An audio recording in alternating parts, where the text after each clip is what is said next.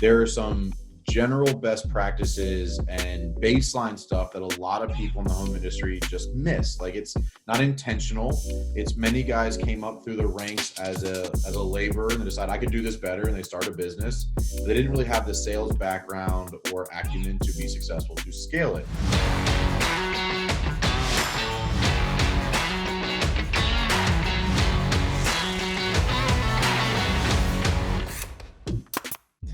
Hey everyone, welcome back to another Contractor Success Academy lesson. Today I'm here with Claudio. Mike, thanks for being with us. Appreciate it, man. Excited to be here. Awesome. So Mike, you've got a corporate world background at the enterprise level, and you've learned from the best for many years. I think you and I have, there's similarities in terms of business development and sales kind of background experience. So I like that we've got you on here. A couple years ago, you left the corporate world to, start your own business. You worked in the trades for a while. You implemented everything that you learned in the corporate world into the construction world. You saw lots of success, and you started Win Rate Consulting. Yeah. And so with Win Rate, you're working with businesses now. You're helping them scale. You're helping them grow. You are a host of the Big Stud Sales podcast. Tongue twister. I want to make sure I say that right. And everybody laughs when I say it. Everybody laughs. You can't help it, but it makes you remember it. There you go. And you're the creator of the School of Construction Selling online course, which is awesome, by the way. And we'll put links just below the video here. So Mike, again, thanks for being with us. Today, we're going to talk about sales meetings and follow-ups, something that I'm sure every home improvement, every home service, every contracting business could do a much better job with. So let's get right into it. We'll share your screen and see what you've got lined up for us. Yeah, so I built this course based on several pillars of my curriculum. Basically, is identify, target, qualify, acquire. And today we're going to talk about the acquire side of that, because I think that there are some general best practices and baseline stuff that a lot of people in the home industry just miss. Like, it's not intentional. It's many guys came up through the ranks as a laborer and they decide I could do this better, and they start a business. They didn't really have the sales background or acumen to be successful to scale it. So I saw that as a big issue coming from corporate America. A remodeler was who I worked for first, helped him grow. And I saw a lot of the things just in the industry as a whole that I learned as a job requirement in corporate America now became a giant competitive advantage, not realizing so many people just weren't doing certain things consistently. So this is the acquire module of the online course perspective. Is kind of an outline, but just want to give everybody an idea of like what this is and kind of how I got there. So the acquire phase in itself is to get as one's own. It's really what we're all in business for. It's how we work. It's what we're doing. It's how we support our families, how we support our dreams, our hobbies, everything. Like, you have to close business. And I mean, sales is the lifeblood of almost every business. And you come from a marketing perspective, I come from a sales perspective, but both things kind of drive the same ship. Yeah, so nothing happens until a sale's made, that's for sure. Yeah, but I mean, I would almost challenge you on the marketing side is that there's certain things that have to happen first to get a sale to happen, right? And I think there's a certain amount of relationship building and general practices that most people that I've dealt with, at least the clients I've worked with, that we were able to implement changes that sales made the rest of the machine work a little bit better. Yeah. But so I'm going to kind of go through before, during, and after a meeting, what needs to happen, in my opinion, what best practices I implemented to close deals. And I want to just give myself a little credibility here, because I'm just another guy on another YouTube channel spitting what I believe. But in the course of about 6 years, I sold about $10 million in projects. And I started out selling $2,500 repairs, and I ended selling $1 million projects. So I say all that not to boast or brag. It's more to say, like, hey, I've seen the world you're in. I've been in the trenches you're in, whether you're selling repair work or massive projects. I've been there. I've been side by side with you. And these are the things that I did to really grow the businesses I work for. And then that led to me coaching other businesses as well. So before the first sales meeting, this is after you've qualified them, you've gotten them into your pipeline of sorts. I think it's really important to set proper expectations mostly for the client and what they're to be prepared with. Because we've all walked into those situations where the client didn't know what to expect. They didn't even know what you looked like. So they're like kind of cracking the front door saying, is it you? Is that you? Because they're just not sure, right? And many of us, unfortunately, we don't have our vehicles branded or company logoed shirts where that it's obvious. So what I like doing is ahead of time is sending an email, prepping them for what they need to be prepared for the first meeting, as well as what I look like and what I'm going to be. So a simple headshot goes a long way. If you want to go as far as doing a video introduction of yourself, I think it can be powerful, because bottom line is people buy people. People build relationships with people. So the more your face, voice, articulation, the way you talk is in front of them, the faster they'll grow a relationship with you, because people don't buy brands, people buy people. So you just having your logo in your email, in my opinion, doesn't go as far, because people want to look at you and say, I relate to that person in some way, shape, or form. But having that in that first email where you're saying like, hey, could you have some pictures prepared, selections you might have your eyes on, types of fixtures, list of overall project priorities? Because realistically, specifically if you're selling larger remodel or new home construction, your clients have been thinking about this for a long time. And they've probably also already talked to somebody else. And what I found was when I sent this email, they were able to organize their thoughts, because I had these situations where they either weren't prepared or they couldn't remember what they told me or told somebody else already. So this allowed the client to be prepared for my meeting, because we've also all those clients who kind of control the meeting and spend a long time talking about themselves or their situation, or complaining about their boss, or complaining about their kids. And you take a 45-minute meeting, turn it into a 4-hour meeting, and you just shot your whole day, but you don't want to rush them through. So having them be prepared ahead of time goes a long way in making that meeting run a lot smoother, in my opinion. So this is an example. This is an example of one of those emails. I'll leave it up for a second, just let you read it. I'm not going to read it out loud, but the basic structure of thank you, few things to be prepared for, reminder of when the meeting is. And then what I like doing is not just asking for what it is, but why I'm asking. If you see in paragraph 5, it's list of overall project priorities, but then this list will help with the decision-making and the design process. So we are both on the same page of what are your top things you want. When you ask a client to do something that's outside the norm, which a lot of us who are innovating and modernizing our approach are doing, asking them to do something and then telling them why and how it'll help them in the process goes a long way with getting them bought into whatever it is you're asking them to do. So you're saying, hey, I'm asking for a list of your overall project priorities. And I'll even compare it to like asking the budget question, right? People, why do you want to know?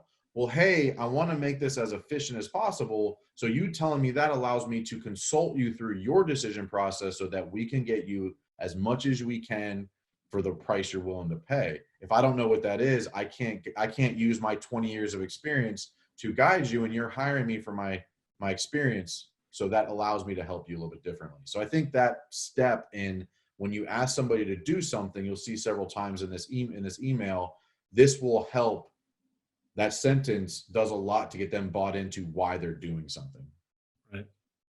Yeah. Because we both deal with it too as service industry providers to the construction world, is a lot of times they don't understand why we're asking them to do certain things. Like I'm huge on video. If you're not using video right now, you're not building a good relationship. Well, why? I go, well, why, Mike? I'm not comfortable on camera. Well, why? Well, when I tell them why it works, typically that light bulb goes off.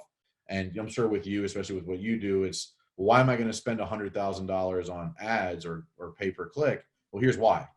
Oh, well, if that's true, then I'm all about it, right? Yeah.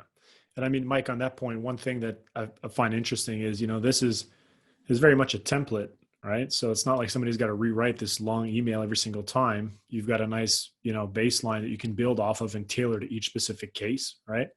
And then your idea of video, I love, because even, if somebody's not comfortable getting behind a camera, you can have maybe somebody else from within your organization who is, create one video that's maybe a little bit more general, kind of all encompassing, leverage that, and then put that into one of these emails as well.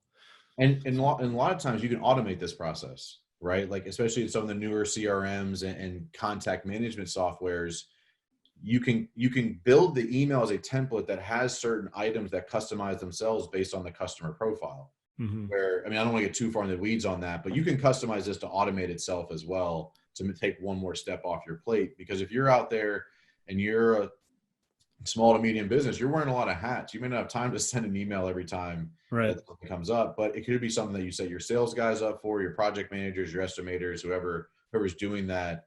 I think this step starts the process in differentiating what the client expectations of you are. Mm-hmm. The bottom line is, as an industry as a whole, clients are scared of us. They're worried about getting taken advantage of. They're worried about the project not turning out the way they're picturing in their head. They're worried about going over budget. They're worried about delaying or a project taking too long. And they're mostly worried about you as a contractor not following through on what you say you're going to do. So we're going to get into a lot of things today about how to set yourself up for success and then follow through on it, because that's the immediate way, the best way to differentiate yourself is because the client thinks you're going to not show up on time, not deliver a proposal, and not do what you say you're going to do. And we're doing things like this proactively. You start to chip away at that wall they have built up, where you become more of a, we're making this decision together, as opposed, I'm a vendor, you're a client, who's going to win. You should be working together. Yeah. All right. So during the first meeting, this is a big best practice I learned the hard way, but you want to control the beginning of the meeting, or the client will own it. They'll try to take over, because most clients are going to expect you to come in and do something in their head. They have an expectation. If you don't, they're going to start guiding the meeting and delivering and moving you and owning it. And bottom line is, if you don't own the meeting, you're going to lose this part of the process. So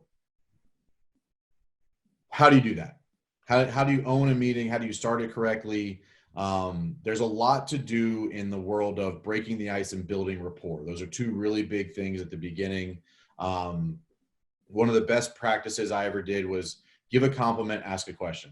Something as simple as, that's a great picture of your family. When was that taken? Or, I love your kitchen. Was that remodeled recently? Or whatever it is. I love the way your landscaping looks. Do you do that yourself?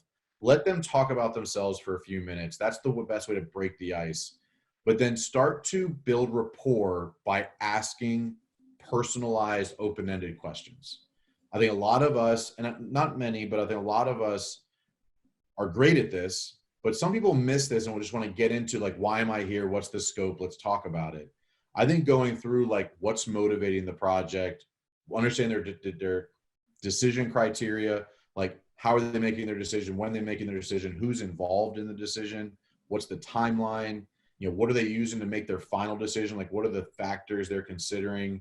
And then, are they getting other estimates? I think it's a great question to ask early on, because then you can consult them on how to go about comparing apples to apples. One of the more difficult parts in the estimating process is, well, he's saying give me a kitchen, you're saying give me a kitchen, and you're $25,000 more.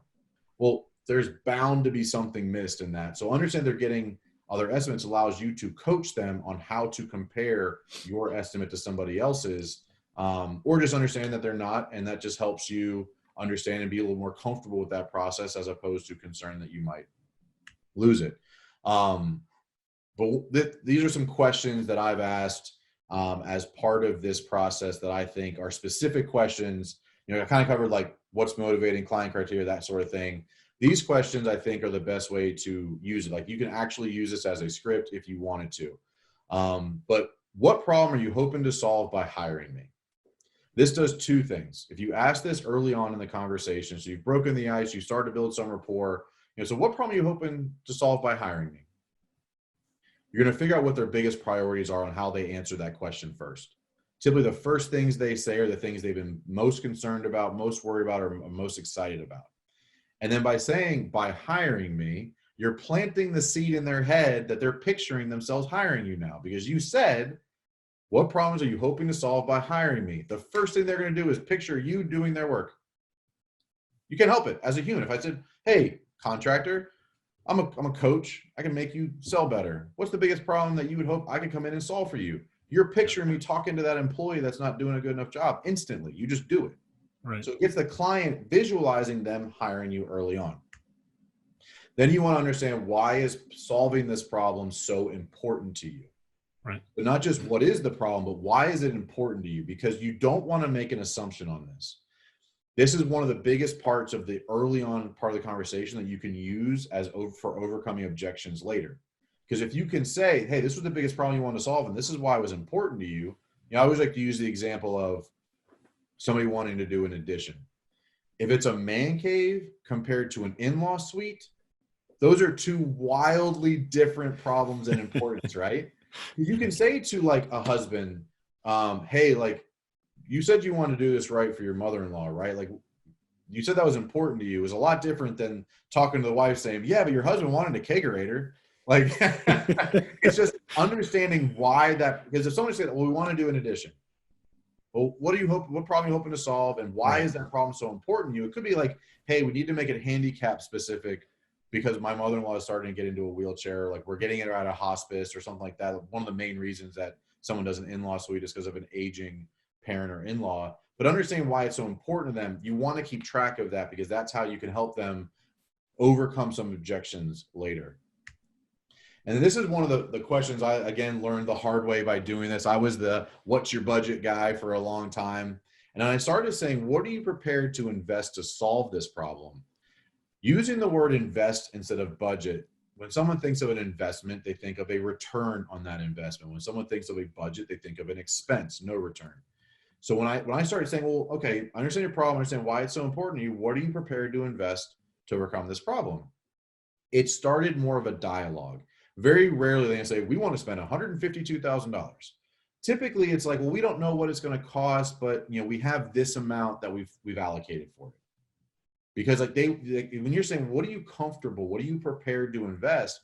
Well, we haven't talked to the bank yet. Great. Now, I loved it when people were working through banks because the minute I got on that loan, I was the contractor for life.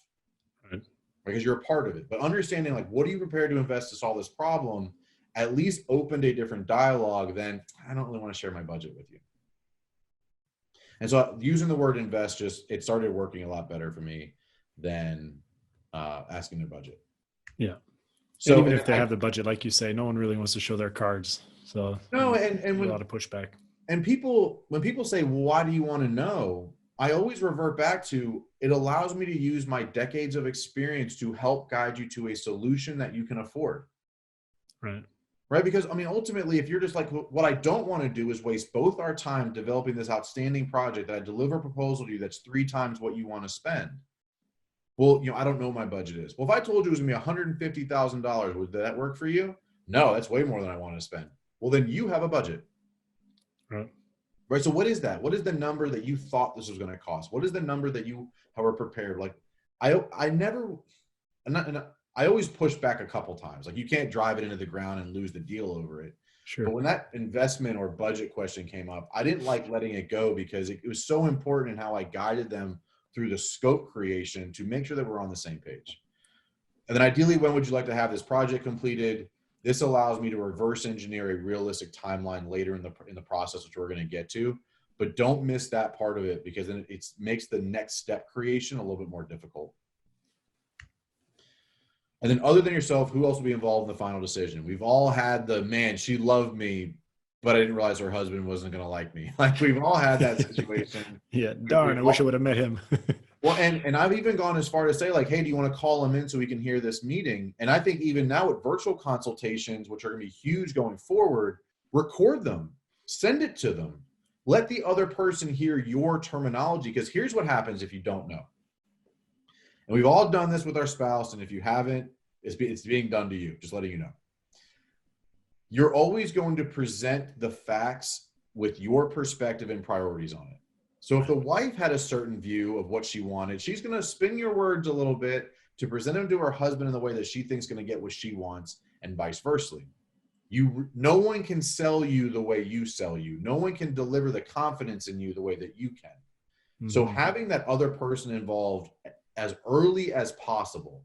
I've had clients that go as far as to, I'm not meeting with you unless both people are there. I've seen it done. I've seen, hey, can we call him in? And I think with virtual consultation, hey, let's record this so he can watch it later or she can watch it later. But bottom line is if both are not in the room, the person in the room is going to tell that story in a way that puts their priorities or their perspective first. And I'll tell you, more often than not, they're not going to deliver what differentiates you as well as you can. So I think knowing ahead of time that somebody else is involved in the final decision, do not say who's the final decision maker, because then you're basically saying, I don't think you are. Say, other than yourself, who else will be involved in the final decision? Yeah. Because even if you're just saying it like innocently, just say, well, who's the final decision maker? The person in front of you is going to feel like, what, you don't think I am? Right. Yeah. Such a little detail, but so important in terms It's of, about the client experience. It's about how you make them feel. If you make them feel like you're not appreciating them, or you're not seeing them, you're not going to win very often. But saying, hey, other than yourself, who else is going to be involved in the final decision? I actually learned that more in the B2B world, because you deal with a hierarchy of a corporation. When you tell a middle manager, like, so who's making the final decision, they get hurt real quick. But it's the vice president's decision. But other than yourself, who all is going to be involved in the final decision? Like, I kind of learned that more in the corporate world, selling B2B, because man, you piss off a middle manager, you're not getting up the org chart. You're just not. right. Yeah. But then I use that with homeowners, because I realize that women in general are afraid of you because they think you don't appreciate them and value them. So when you say things like, well, who's the final decision maker? They're assuming you don't think they are. And that'll just put you in a bad spot. So other than yourself, who else will be involved in the final decision? So the power in this is that you've asked all those good questions. If you've done all of that before even collecting the scope, you are set yourself apart already. You showed up, you had sent an email, you showed up on time, you built rapport, you've asked some quality questions, you have a great understanding of their decision, background, timeline, players, priorities, all this stuff. Now you're really actually tooled to close the deal. Without that part of the process, you're literally just taking an order and hoping the price rings up correctly. Because there's no connection, there's no dialogue, there's no relationship being built. Yeah. So this phase, that building rapport, can be a 20 to 30 minute conversation before you even start looking at the project. Sometimes you can do some of that ahead of time, but in person or at least via video conference would be best. But now you can use their words back to them. I mean, I've said that a few times already, but their wants, their needs, their desires, those are the most powerful sales tools you have access to, period. Because then you can help guide them, because you can say things like, well, you said you wanted this as a priority. It seems like you're getting away from that now. Just want to make sure we're on the same page. You're like, oh yeah, I didn't think about that. Thanks for correcting me. Now they value your opinion, as opposed to you just saying, hey, if that's what you want, let's do it. And then you do it, or you're halfway through the project and they're like, well, what about that other priority I had? Why didn't you tell me that wasn't going to be an option anymore? Like, that's when people, like, those are the nightmare projects that are honestly are your fault as the contractor, because you did not consult them to a final decision on scope, as opposed to just taking an order. Mm-hmm. And would you advise people, Mike, to go as far as, you're having this sort of impromptu kind of get to know each other, like you say, breaking the ice, building rapport, figuring out, like almost like peeling an onion back, getting to the core of, why does this matter? Why is it important? Now in person, you want to be there with a notepad taking all these notes down. Now it's all virtual. So you can, you've got the meeting recorded. You can send it to any other decision maker in the process. And even for yourself, you can kind of go back and make sure you didn't forget anything. But if it's in person, what do you advise people to just, after the meeting, update their CRM with personal notes, or like, how do people keep tabs on that stuff? Because it's easy. If you're running a lot of appointments, it's easy to forget these things, right? Like, this is the kind of stuff that makes people tick. So what advice you give people there? So I've done a couple of ways. When I started doing this, like, Builder Trend was just getting started, and it really wasn't as user friendly as it is now. There weren't as many CRMs, so most of my stuff was my own. I use voice recordings a lot, where like and I've done it in meetings when if there was like a really long dialogue and we were 45 minutes in, I was like, hey, do you mind? I'm gonna do a voice recording real quick just to make sure I don't forget these details later, because I was not good at taking notes, and I never felt comfortable recording conversations. I just didn't think that was a good thing to do. Mm-hmm. But I would use voice recordings on my phone, either during or immediately following the meeting. Right. Just, hey, this was a priority. This is the decision makers. Yeah, and then I could put the notes in later to whatever the application I'm using is, or just to have the voice note for whenever I was going back to do the estimate, or even, one of the big steps that we're going to talk about here in a second is sending a follow-up email, basically recapping all of this. But if you have a terrible memory, you got to figure out what works for you. I think just from being in sales for over 15 years, I have built up a good memory about priorities for people, because I know the trigger points, and like I can smell a really good problem or value, and I can kind of hone in on that one. Yeah. But if you're somebody who's like doesn't know what they're supposed to be listening for, doesn't have a great memory, I'm not a great writer. I don't have great handwriting, so I use a lot of voice recordings, or an iPad could be utilized.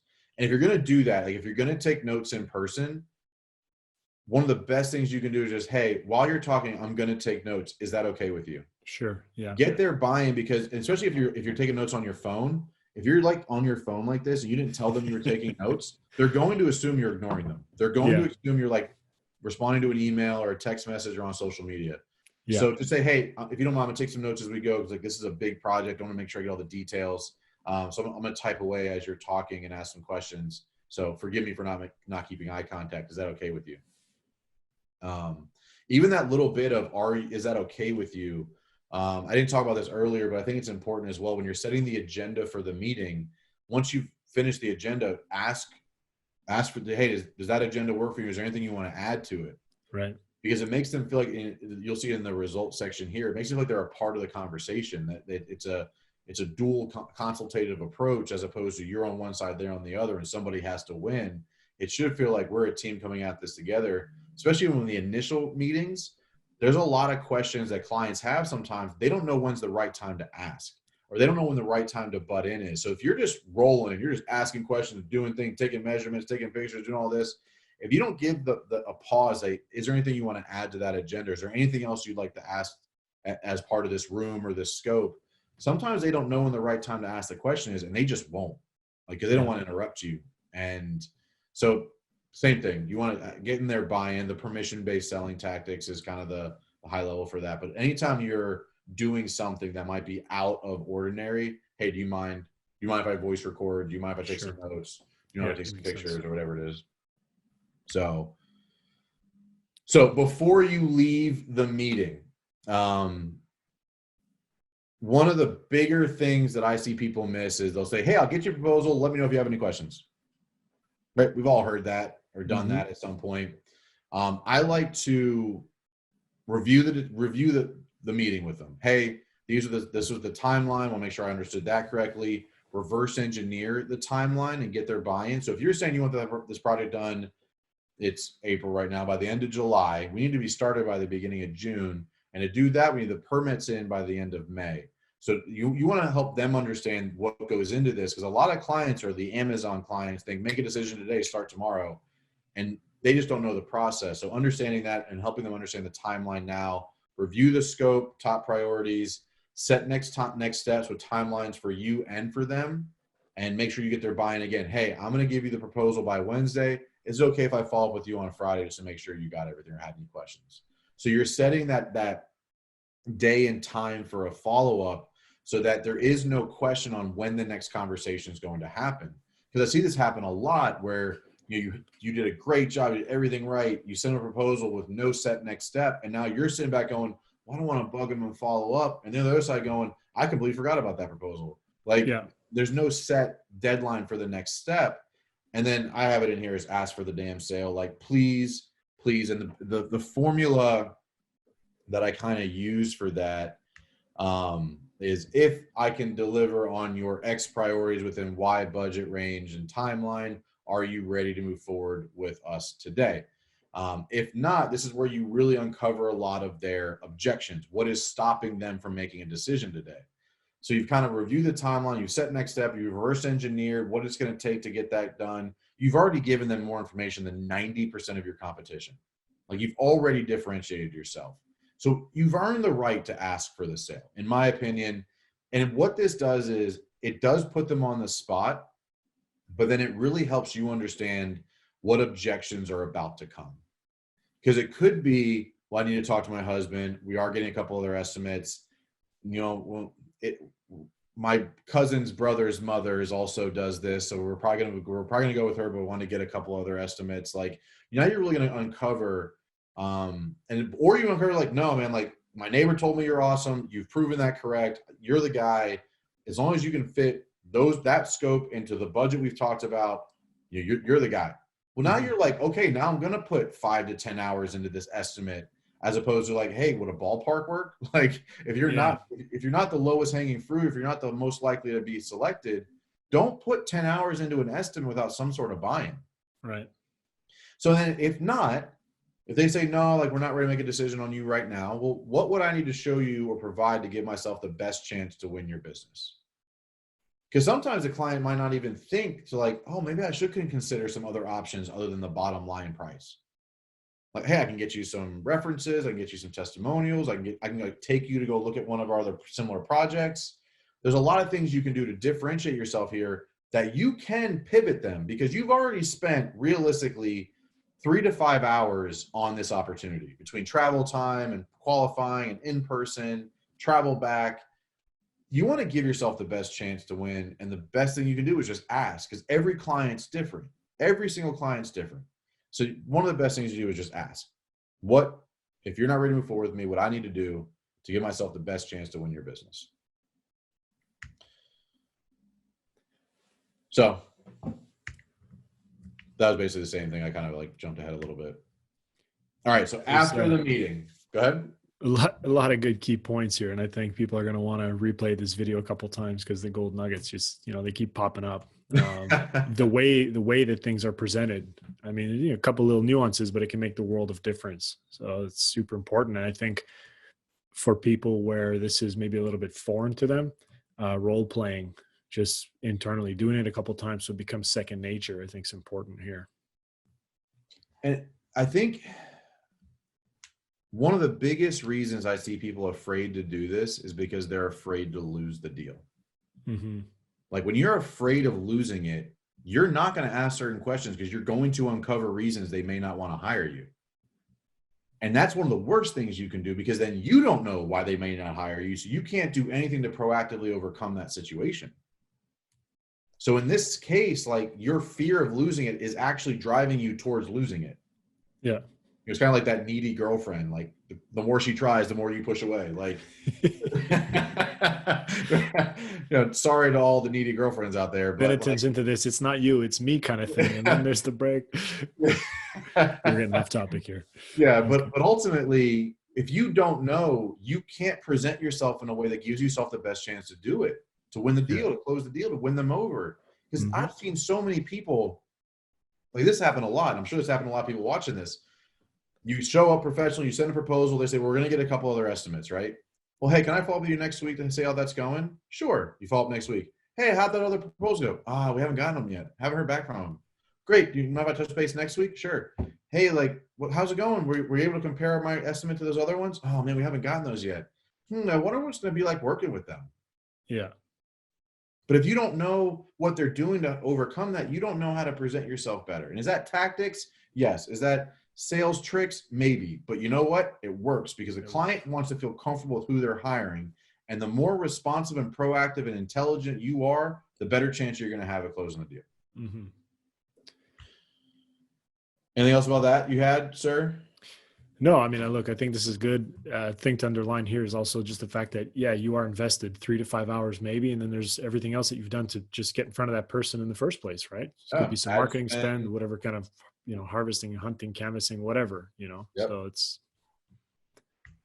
All right. So after the meeting, these are some things that I, again, learned the hard way not doing, and then kind of started doing this to give myself a better chance. So I started sending a follow-up email outlining both your and their next steps and timeline to accomplish. In the email, provide any further items such as references, testimonials, selection, documentation, whatever. Put the due date on your calendar and reminder list so that you remember to follow through, because that's the worst thing, right? You get back in your car, you had 17 missed calls from subs and employees, and you don't set yourself up for success. Like, do not do anything else on your phone until the next steps from that meeting have been documented somewhere. Do not miss a deadline, period. Don't do it. You'll prove everything they think about you is right. Document any instructions or requests that the client made. All of that should go into that email. I put a note in this specific slide about if you're going to need more time than initially agreed upon, make sure you reach out to the client before the deadline. The minute you believe you might miss it, I don't care if it's 3 weeks early. Hey, just want to let you know, some things came up, this happened, that happened. I might need a couple extra days. I just want to give you a heads up. Because the last thing you need as a salesperson in any industry is the client asking you, when am I going to get the proposal? Yeah. You are setting a terrible precedent if that's the reality. And if that's happening to you right now, you are destroying your reputation in your marketplace. Yeah, absolutely. And you've just set this massive expectation. You've just done this beautiful meeting. You recap, you told them when you're going to get back to them. You fall short there, you're shooting yourself in the foot. And I'd say it's the one exception. What's that saying? Easier to ask for forgiveness than permission. Not in this case, right? No, ask for permission first. No, I've never thought of it that way. That's a great way to put it. In this case, it is the opposite. It is the opposite. That's right. But in general,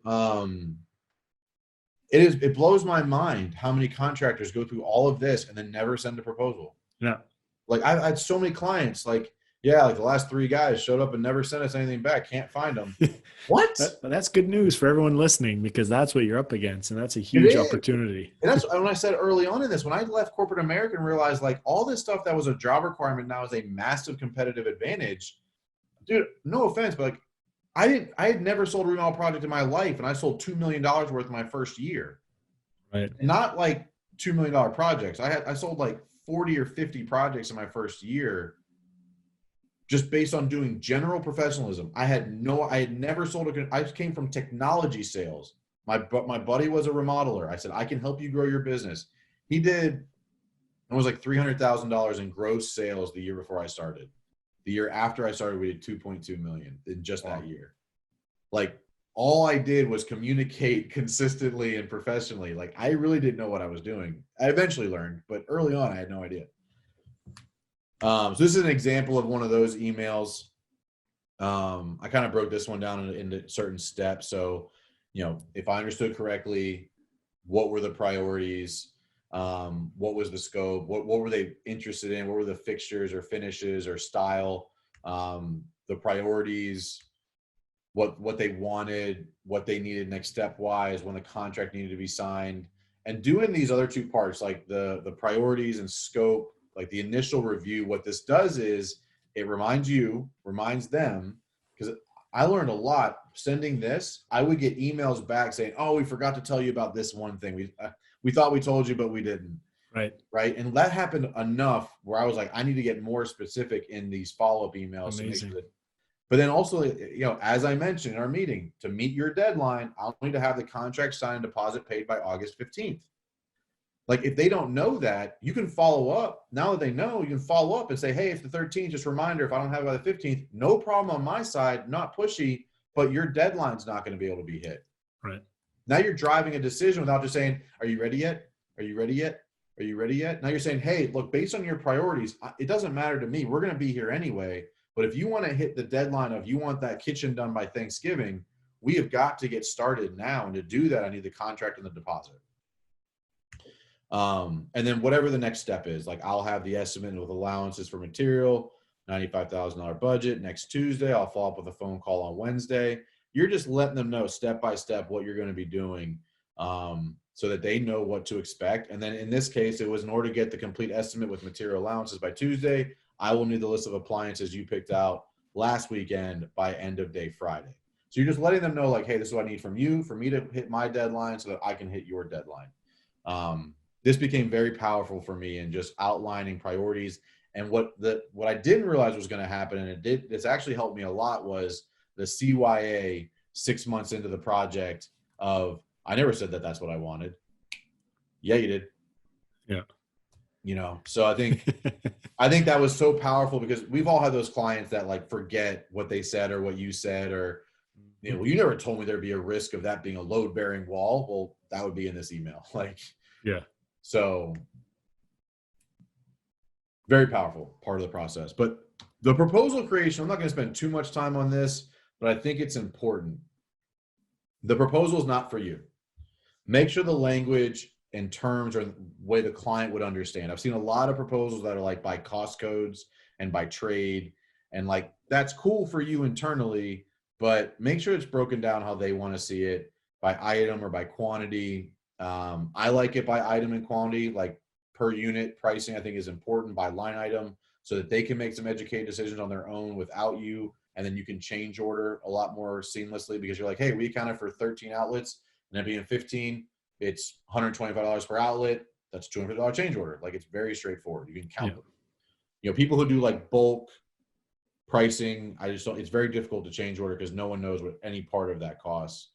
And in the proposal, when you initially send it, I do like pointing out areas of concern where you are making assumptions that if your assumption is incorrect, will affect the price, whether positive or negative. Like a lot of times, like I would say, well, I think that wall is not load bearing, but if it is, here's the anticipated idea of what it would cost if it is load bearing, or vice versa. Or, we're assuming the subfloor is in good condition. If it's not, here's some things. Try and set the seeds of what might happen, because what'll happen if you don't is you'll get a client halfway through that'll either go one of two ways. You're the expert. Why did you not tell me this might be a thing? I'm very frustrated that this is a change order. Or, hey, I'm not happy that it's happening, but you told me it might happen and here's your money. Yeah. Those are two wildly different client experiences and conversations. So setting that helps out a lot.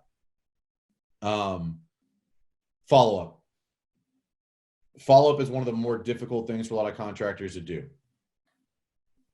I think if you paid for the lead, you've earned the right to get an answer one way or the other. You deserve to know whatever it is. You've done everything you got to do. It's okay. And I've actually done this. Leave a message. I'm going to keep following up until I hear from you. Some people like that. Some people don't. It was my process. If it was from a referral, 2 to 3 attempts, you don't want to upset the referral partner. It's one of those things where like that can be a little fishy. Yeah, for sure. I think one thing that's important there, Mike, if I can jump in, not only do you have the right to know, yes, no, but if no, and if yes, right? I want to know, hey, if we won your business, great. I'm curious, why did you choose to work with us? Because that's going to allow you to double down on your strengths, right? And if, hey, we lost the deal, that's fine. Is there anything that you can share with us constructively that might help us improve what we're doing? That's how I learned everything I learned about what I did wrong very early on. Because I was new to the industry. This is 7 years ago. I was new to the industry, so I didn't know what I was doing right or wrong. So asking that question definitely helped me uncover those things as well. And it's surprising. People will tell you, say, hey, you know what? Love the presentation, love you as a person, everything's great, but X, Y, and Z made us uncomfortable, or we just felt that much more comfortable with whoever, so. Yeah. And it's typically, we felt more comfortable with somebody else. And that's where you can learn or even do research on your competition to find out how they do things. So this is how I do a follow-up on an estimate. It's kind of like this typical structure I use. It can be different for everybody, but if it's a quick decision timeline, like if you're a restoration company or a service company, it's a pretty quick thing and there's a need. I'd follow up every day for 7 to 10 days. Right. Like, why not? If there's a longer decision timeline, more of an elective service, like a remodel or an addition, once the follow-up call was scheduled, I'd follow every 3 to 4 days post that schedule call. And then every week or two for 4 to 6 months, honestly, like I'd touch base, shoot an email, shoot a text message, leave a voicemail. I earn the right to get an answer. Yeah. And persistency is key here. Right. And I'll tell you, at one point I look back and I equated 40% of my sales to follow up. It's amazing. Yeah. That's great. 40% was, hey, sorry, forgot. Hey, sorry, got busy. Hey, sorry, this thing came up with the family. Thank you for staying in touch. And for every 8 people that were thankful, there were 2 people like, go the hell away. Yeah. And that was okay. I was cool with that because my process allowed me to win more often than not. And I'm not going to change my process on the opinion of a few people because I know it works and I'm going to keep going. Yeah. Yeah. And I think just leveraging a CRM properly, right? Sometimes it's, projects get put off.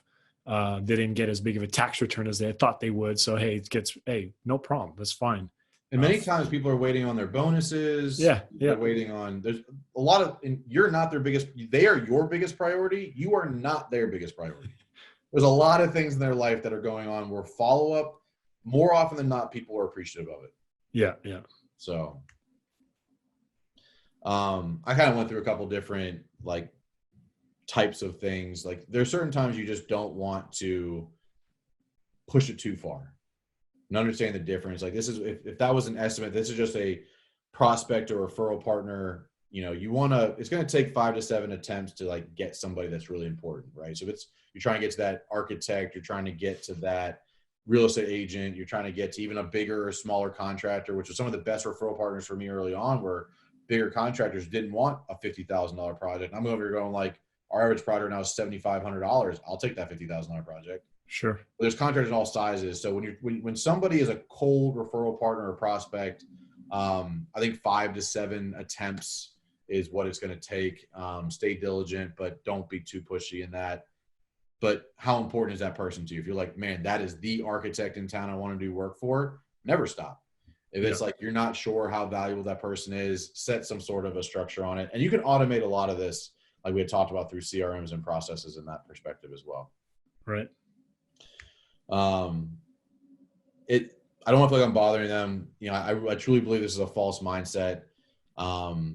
If you've done a good job on all other parts, that you showed up on time, you're professional, you did what you said you were going to do, it's not a problem to continue to go until you get an answer. But like the last sentence on this is, but you have to make it about them. Hey, you said this problem, you said this priority, you said this timeline, you said. It can't be like, hey, I really need you as a client. You know, I really need this project. That's not going to motivate them to make a decision. But when you make it about their priorities, their timelines, that sort of stuff, that's when you really start to get them to respond, because you are making it about them and they're realizing that what they really wanted to happen may not happen because of their lack of communication. And so it's not about you bothering them. It's about you guiding them to what they wanted to begin with. Using their words back to them. We kind of just talked about that. When you get objections, same thing. You said the price was not a top factor. I hit on all the priorities. You said you do not need to get it done in August, even though their company get it done sooner. Let's wait. You said your husband priorities were, like, using their words back to them is really important. And if you don't ask some of those questions we talked about early on, you're going to struggle with that part of the process. If they say no, this is what you talked about. Always ask for feedback. You know, what was the main factor in their decision? Thank them for the opportunity. Stay positive. Like, don't get upset or frustrated. Stay positive, because more often than not, these people will come back. Hey, I hired the wrong guy. Can you fix this? Hey, this. Hey, that. You know, hey, I tried getting somebody else, but you know, you're the guy. Let's figure this out. Right. So stay positive. You know, thank them for their time. Wish them luck. And I tried for like bigger projects that I really were interested in. Like, I kind of followed in 6 months. Hey, how'd that project go? Well, it didn't go well. Well, bummer. If they say yes, obviously sign contract, deposit, set next steps. Do some sort of project handoff, kickoff meeting, like especially if you're transitioning from a salesperson to the production side. I think it's very important. Ask for permission to put a yard sign up. I think too many businesses miss that part of the process. And then take before photos. You know, those are standard things, pretty simple, but many people miss them because they're not really mission critical, right? But they're important in, like, how are you going to show that project off later? How are you going to help the neighbors see who's working there and that sort of thing? Right. And that's it, man. That's full recap on running a meeting start to finish. Yeah. Well, that's good, Mike. I think people are going to get a lot of value from this, and hopefully people will go through those slides again. I like the fact that you share the actual templates, and I think you're right. Automation is really the key here, because especially the smaller companies, they're out in the field, sometimes owner operator, and you're trying to delegate, you're wearing all these hats and it can get messy. But by taking time away from the business, especially now, maybe it's a little bit easier with some of the downtime, but putting the right systems in place is just going to help everybody. So Mike, win rate consulting. I know why you call it a win rate now. You say win fast, win big. I love that tagline. That's awesome. Yeah. So for those of you who, haven't had Mike on your radar yet, you should definitely check him out. He's got his podcast, YouTube channel, and we'll put some notes just below. And we'll put some notes for your course as well, Mike, because I've gone through it, and it's something that we're going to share with our customers here, because I think it's great content and something for everyone that to benefit from. You've also got a private Facebook group, if I'm not mistaken. Yeah, it's called Construction Selling. At the time of recording, we have a little over 700 members, and it's just a great group of people in the industry, like-minded people who share best practices, challenges, ask questions. And it's great. Like one of the guys, posted, like, hey, how do you guys handle this, overcome this pricing objection? Like literally like 40 people commented on it. Nice. And like, it was really cool. Like I only started this group in like December, and seeing like people coming together to help each other in the industry, win fast, win big, win often. It's really cool to see. So, get involved, but Construction Selling, if you just search for it on Facebook, it's a free group. There's a gateway of just you have to answer a couple questions, but it's free to get in and get engaged. And I post daily content in there to, help people and try to engage and helping people overcome the challenges and scaling the construction business. Right. Cool, Mike. Well, I want to, on behalf of all the Academy members, I want to thank you for taking the time to put the presentation together and for sharing that with us. It has been awesome, and hopefully we can get you back here. I'm ready, man. Whenever you need me. Cool. Take care. Appreciate it.